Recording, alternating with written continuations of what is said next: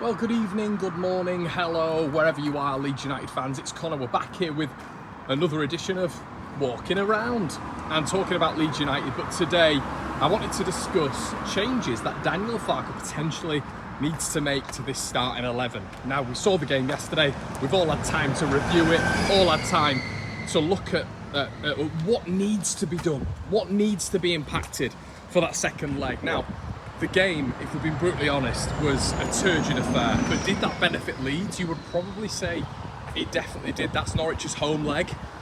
Norwich's leg where they need to make it count. They had to make yesterday count. And what we do need to bear in mind as Leeds United supporters is Ellen Road's not been great recently, 1 win in 4. But it has been very, very good this season. And Norwich are having to make the trip up north, and Norwich are going to have to make an imprint here at Ellen Road. My prediction is David Wagner comes out to stink out the joint and look for the odd counter-attack and potentially look at penalties. And I think that's why Leeds United can't really go into the game with a 4-3-3, which mirrored what happened the other day in terms of potentially personnel in certain positions, and I'm going to tell you why. Leeds have a couple of areas where I would like us to improve. Now, I think the preservation of a clean sheet was obviously beneficial yesterday going away to Norwich City to Carrow Road. So Archie Gray almost stopping James McLean playing was very, very good from a Leeds United perspective, and stopped that deep line playmaker from doing something from deep and conducting and orchestrating and being that anchor. That was good to stop that. So Archie was sort of taking out the game, in my opinion, doing those bits. There's a question on him. There's a question on Jorginho Rutter. And when I mentioned Archie just then, it's, do you put him right back? Do you look at those overlapping runs, which you don't get from Sam Byram? Do you look at that offensive quality, which you don't get from Sam Byram? Because we need to make this game count. We all know that we need to make this game count. So what do you look at doing in terms of that personnel and what you want from this game? Because we want to win this game. We're not going into this game, like in my opinion, we did yesterday, to draw, to come out with a point. So for me, Sam comes straight out. Connor Roberts goes straight in. And I would leave Archie in that midfield three. I'd like to build up a little bit of continuity. I would like to build up a little bit of familiarity. And I'm also a big fan, I have to say, of the 4-3-3. I think it naturally, as we said in the preview, we said all of this in the preview. Thank God it worked, because a lot of you guys will have said to me, oh, Connor, you wanted this and you got it, and now you're moaning. But it did work. I mentioned in the preview, I said it all last week, recorded on several podcasts saying the same thing. 4-3-3 solidifies Leeds United, but it also makes us a threat as well on the counter. Now, starting Jorginho Rutter as a number 9 means you took out all the attackers in terms of the striker. There's no Bamford, there's no Perot, and ultimately there's no Joseph, which means that Daniel Farke was trying to preserve the scoreline, in my opinion. And I don't think he was too bothered. I think he was all right with the counter-attack, but I don't think he was too bothered about Leeds United going and smashing Norwich up on the attack. I think it was all about preservation yesterday to get them back to Ellen Road. So I would look at putting Connor Roberts in there, I have to say, and that would be a change for me. I think Byram doesn't offer enough going forward, and Leeds United need something going forward in this game. We need to win the game. It's all on us. The onus is on us now. Archie, for me, would stay in there. Rutter would come out. I would substitute Rutter for this game. Now, a lot of you will think I'm absolutely mental. The boy's not been good for a while now. He hasn't been good for a while. There is an argument that you put Joel Perot in there as an almost false 9 if we are playing a 4-3-3. If we're playing a 4-2-3-1, don't put Perot anywhere near that team because he can't lead an attack. But if you put Perot in that team, he can act as a false 9 just in behind the 2 inverted wingers / striker. Don't mind that. Wait and see how he does in that role. Would it benefit him being there from the start in a game like this? I don't know. We'll have to wait and see. We've not seen him in a 4-3-3 since his days at Swansea when he'd play in the 10 alongside Patterson with Obafemi ahead of them. So there is potential for that. But there is also potential for mirroring the striker. We know who goes in there. For me, you put Matteo Joseph in there. He has better attributes than any striker we have. Perot and Bamford, I think he's a more complete player at a younger age, which is the reason you put him there. You've got 2 ageing centre-backs in Shane Duffy and Gibson. You've got the athleticism and the physicality of Joseph, but also You've got the agility and the pace of Matteo Joseph. I think the combination of all that put together, and probably the fact that he's done and taken apart 100 million plus defence pretty much by himself and was trusted in that game, gives us a little bit of evidence that he can do it against Ben Gibson and Shane Duffy, but it's just my opinion. So I think collectively those two changes would make Leeds United a lot more balanced, more efficient, and I think they can be made with no worries really about Leeds losing anything. And the beauty about that is, if we are losing something, make the change. And that's what can happen.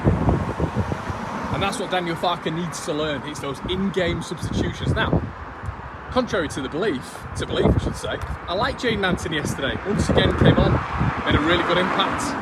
Thought he was direct, thought he wanted the ball, ultimately got a shot off or two. Liked it, was a big fan of it. So I think that substitution and that being utilised a little bit earlier aided Leeds. I thought it gave us a little bit of a different complexion, and also almost showed Daniel Farke that he can trust Jayden Anthony. Big thing as well in this run-in.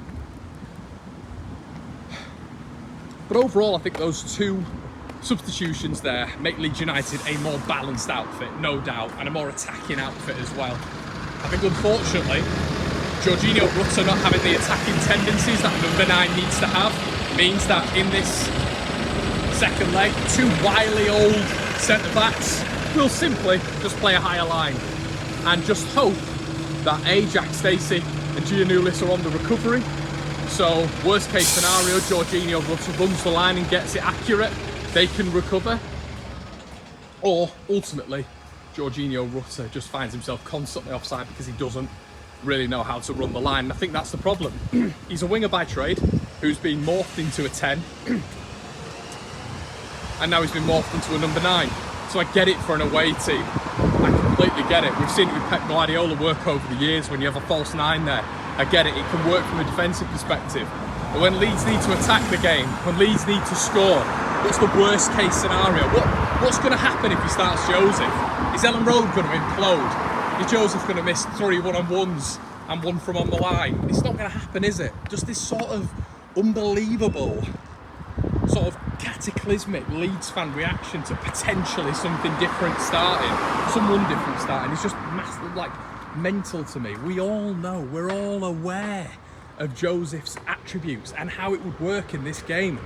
So if he can run the line perfectly, if he can dictate and make agile runs of which we can pick him out from deep, it's going to aid the midfielders because they're going to be able to pass these through balls between the centre-backs, but also between the centre-back and the full-backs. So it's going to aid two positions really, the midfielders and obviously the attackers.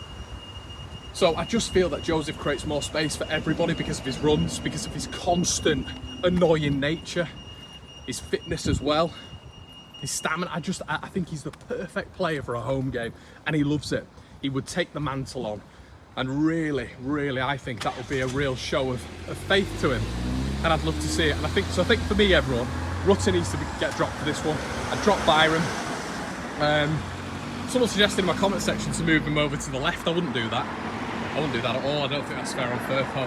But the number one issue for me is the man in between the sticks. I can trust Byram. I can trust Gruev even. I can trust these players who sort of fill me with a little bit of worry. The one problem is the guy in between the sticks. And he is a big worry for me. His nerves. It's been picked up by generic championship podcasts. It's been picked up by Norwich fans who I've been on the phone with this morning. He is the massive problem, the massive target, the guy who I've said throughout the entire season, and I've always stuck by, hasn't had a good season at all. And you cannot base a goalkeeper's merit on clean sheets because David Raya at Arsenal is absolutely bang average, but he's got world-class defence and midfield structure ahead of him, which means that on paper, clean sheet wise, he looks like the best keeper in the division. That doesn't tell the whole story whatsoever. He's the worry, the massive worry. And if I'm Wagner, it's Meslier and it's Ellen Road turning as the key contributors to Norwich winning this game. I don't think Ellen Road will turn. I think Ellen Road's going to be a fantastic atmosphere. one of which we've probably not seen in a long time. I think that's been aided by off the pitch matters as well, unfortunately. But overall, Leeds United personnel on the pitch, I think we can make improvements, but I don't think even if we went in with that lineup the other day, it would be the worst case scenario. But that guy between the sticks is a massive worry, huge worry. And if we could, I mean, this would have happened throughout the season, wouldn't it? But Claessen's not good enough, neither's Darlow. But to win this game, not only do Leeds potentially need different personnel to help us in that respect, I want us to be in Norwich's half. I want us to have possession of the ball in Norwich's half, keep it away from this guy. Under very little pressure yesterday's distribution, awful, shaky, nervous face again that we always see when the Sky cameras pan to him, because they know that there is a likelihood he's going to make a mistake at some point. But like we said yesterday, and like me and Joe were talking about this morning, everybody, on counterpoint, you look at Alex Palmer in between the sticks at West Bromwich Albion, and even Alex McCarthy, just different level to Elan Meslier in terms of composure, confidence and assurance. So the rest of the team, I think Leeds United need to seize the day and just attack. I really think that. And attack is going to be the best form of defence in this game, but also attack means you keep it away from our goal. Let me know what you think in the comment section below, everybody. If you want to get involved in the Patreon, make sure you do so. We've got 2 episodes coming out tomorrow. We also have Talk Norwich City coming on the channel. We have a couple of other potential guests in the meantime as well. The debrief is tomorrow evening. We've got loads coming out for you guys. It's been an absolute pleasure. See you in a bit.